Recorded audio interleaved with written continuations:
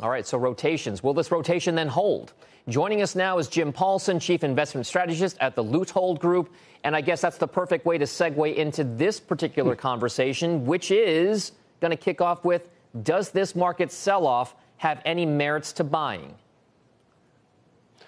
I think what we're dealing with, I agree with the rotational concept idea. I think it's been going on throughout this bull market. It is accelerating more towards economically sensitive areas, Dom.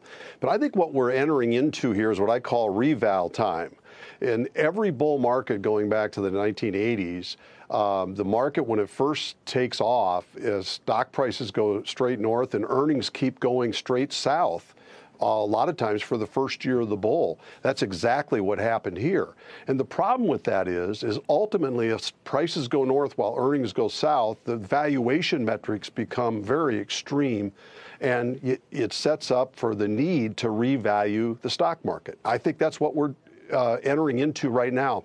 And the reval is a good thing for the longevity of the bull. I think what we're going to do is cheapen this market through the end of this year. Most of that will come through better earnings rather than falling prices, and then set up a much better valuation going forward. Just to give you an idea, we had a reval in 83, 84, 93, 94, 2004, 05, and 2009, 10.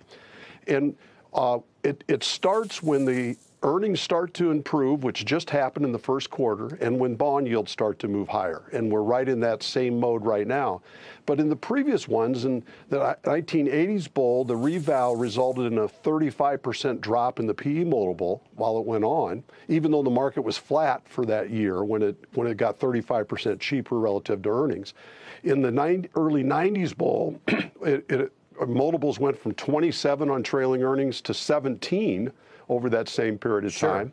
And in the early 2000s, it went from 22 to 17. And in 09, 010, it went from 26 to 16.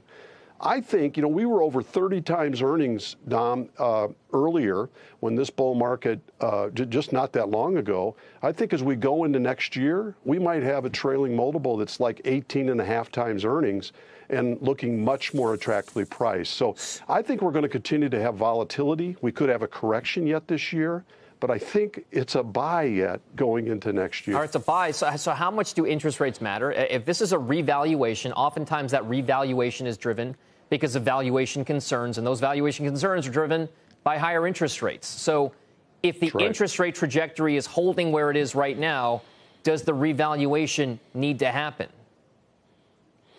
I think it will, yeah. I think that we're having escalated fears about inflation. I think our growth rate this year is going to be at like 8.5% real GDP, something in that ballpark. Globally, it might be the strongest growth year recorded.